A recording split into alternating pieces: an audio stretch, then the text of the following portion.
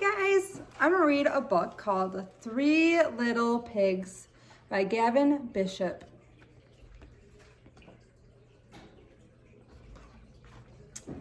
One day, Miss Pig decided it was time her sons left home. So she packed them some lunch and sent them off to seek their futures.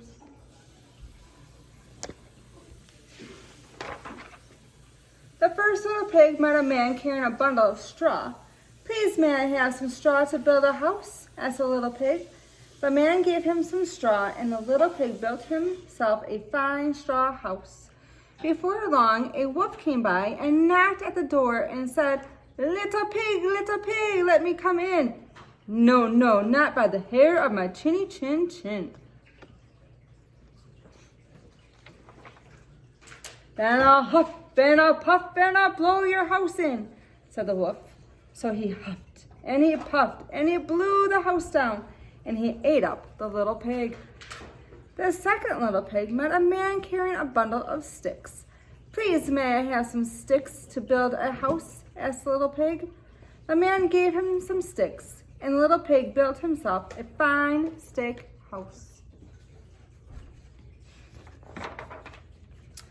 It wasn't long before the wolf knocked at the door and said, little pig, let me come in." "No, not by the hair of my chinny chin chin. Then I'll huff and I'll puff and I'll blow your house in," said the wolf. So he huffed and he puffed and he puffed and he huffed. And at last he blew the house down and ate up the little pig.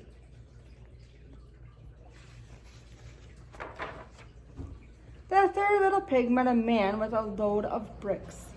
"Please, may I have some bricks to build a house?" asked the little pig. The man gave him some bricks, and the little pig built himself a fine brick house. Soon the wolf came by. He knocked on the door and said, little pig, let me come in." "No, not by the hair of my chinny chin chin. Then I'll huff and I'll puff and I'll blow your house in," said the wolf. While he huffed and he puffed and he puffed and he huffed and he huffed and he puffed, but no matter how hard he tried, he could not blow the house down. When he found that he couldn't blow the house down, the wolf said, little pig, I know where there is a field of the biggest turnips you've ever seen." "Where?" asked the little pig. The wolf is thinking. "Why, in Mr. Smith's field," said the wolf. "If you're ready tomorrow morning at 6 o'clock, I will call for you and we can go together." "Very well," said the little pig. "I'll be ready." What do you think the pig is going to do?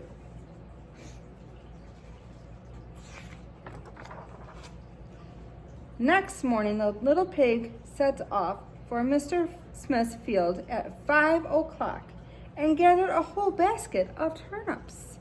The wolf arrived at 6 o'clock and called, "Little pig, are you ready?" "Ready?" the little pig replied. "I've been there and back again, and I have a nice pot full of turnips for my dinner." Just being smart. The wolf was very angry, but still thought he could trick the little pig somehow. "Little pig," he said, "I know where there is an apple tree that grows the reddest, sweetest apples you've ever tasted." "Where?" asked the little pig. "Down at Mary Garden," replied the wolf.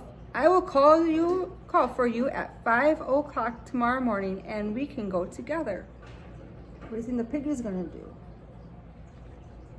Let's find out. Next morning, the little pig woke up at 4 o'clock and set off for the apple tree, hoping to get back before the wolf arrived. However, because he had farther to go this time, and because he had to climb the tree, he was just coming down from it when he saw the wolf approaching.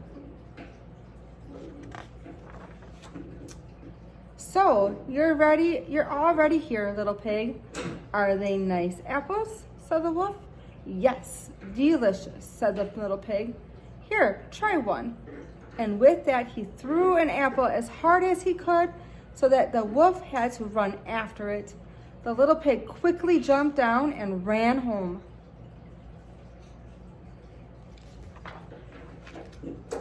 The next day, the wolf came to visit again. Little pig, there is a fair at Shakeland this afternoon. Shall we go? Oh, yes, said the little pig. What time will you call? At 3 o'clock, said the wolf. As usual, the little pig set off and ahead of time.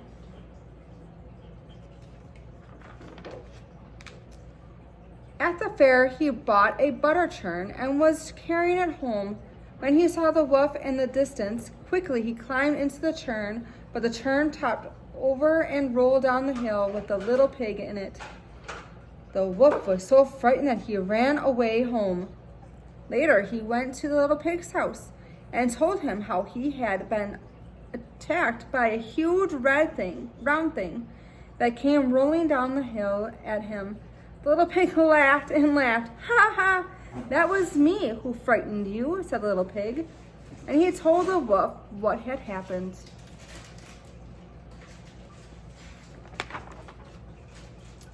The wolf was now extremely angry. He told Little Pig that he was going to climb down the chimney and eat him up.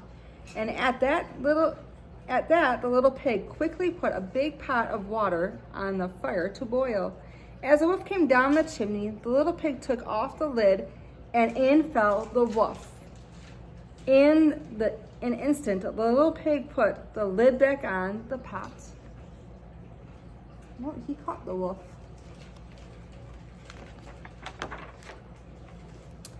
That was the end of the wolf, and the little pig lived happily ever after. So do you guys remember what house was first that the first pig built? Was it the straw house, the sticks, or the bricks? You're right, it was the straw house. What was the second house that the other pig built? Was it the brick or was it the sticks? You're correct, it was the sticks. And what was the last pig that he built? He built the brick house. Bye friends, have a good day.